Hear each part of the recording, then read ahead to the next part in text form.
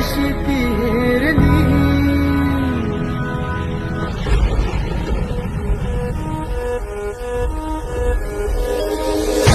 बसला होता काळ कसा महापुरुषावरती, देशोदेशी वार्ता पसरता हलवून गेली ही धरती.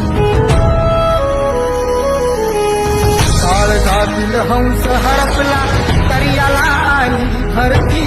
सूर्य बुडाला अंधार झाला म्हणून जनता ही झुरती.